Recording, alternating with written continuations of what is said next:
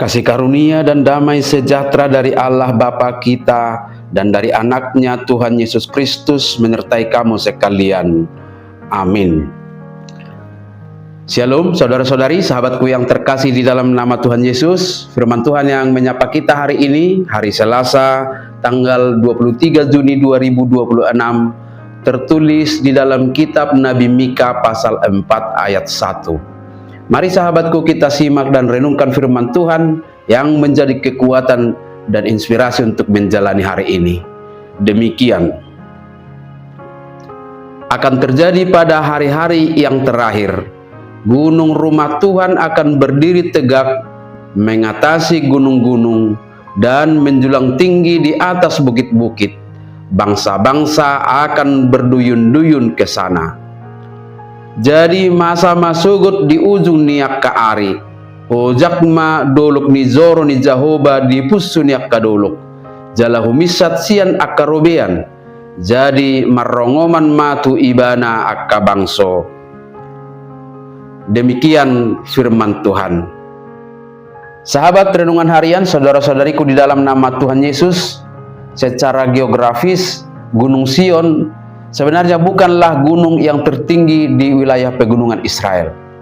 Tetapi Nabi Mika sengaja menggunakan bahasa metafora Gunung Sion untuk menggambarkan sesuatu yang akan terjadi atas umat Israel. Ketika ia mengatakan gunung itu akan berdiri tegak mengatasi gunung-gunung, itulah gambaran kuasa, kebenaran, dan kehadiran Tuhan Allah yang ditinggikan mengatasi segala kuasa yang ada di dunia ini. Janji ini tentu menjadi satu penyemangat dan motivasi bagi umat Israel supaya bangkit dari keterpurukan moral dan spiritual yang pada saat itu benar-benar hancur, karena para penyelenggara pemerintah dan pemimpin agama justru tidak menjalankan tugas mereka dengan sungguh-sungguh. Dalam pasal 3 ayat 11 sangat jelas dituliskan, para kepalanya memutuskan hukum karena suap, dan para imamnya memberi pengajaran karena bayaran, para nabinya menenung karena uang.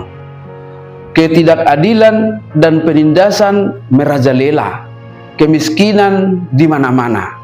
Itulah alasannya pada awalnya Mika bernubuat bahwa Gunung Sion, tempat bait Allah berdiri, akan hancur menjadi bukit yang tandus akibat dosa-dosa mereka. Tetapi Tuhan Allah tidak pernah membiarkan kehancuran itu menjadi kata terakhir. Sahabatku semua, firman Tuhan hari ini tentu menjadi janji yang indah buat kita, bagi keluarga kita dan juga bagi bangsa kita. Kehidupan yang terpuruk saat ini pasti bisa diubah seperti Gunung Sion yang akan berdiri tegak. Tetapi tentu ada hal yang harus dievaluasi supaya situasi hidup kita bisa dibaharui, atau seperti dalam nas ini, supaya bangsa-bangsa berduyun-duyun datang, supaya kehidupan semakin baik. Tentu kita belajar dari konteks pelayanan Nabi Mika ini. Bangsa-bangsa tidak dipaksa dan diancam untuk datang, melainkan mereka berduyun-duyun datang dengan sukarela. Mengapa sahabatku semua? Karena mereka rindu mencari kebenaran dan kedamaian sejati yang tidak bisa mereka temukan di tempat lain. Dan inilah yang harus kita tunjukkan dalam kehidupan kita saat ini, baik dalam keluarga dan juga dalam kehidupan berbangsa. Ketika hidup kita memancarkan kehadiran Tuhan lewat keadilan, lewat kebenaran dan kedamaian, orang-orang di sekitar kita secara alami akan melihat bahwa ada sesuatu yang berbeda di dalam diri kita, atau di dalam keluarga, atau di dalam bangsa kita. Dengan nilai-nilai itu, kita, keluarga kita, bangsa kita akan menjadi mercusuar yang menarik perhatian orang lain datang kepada Kristus. Bukan dengan pemaksaan, melainkan dengan keindahan hidup yang telah diubahkan.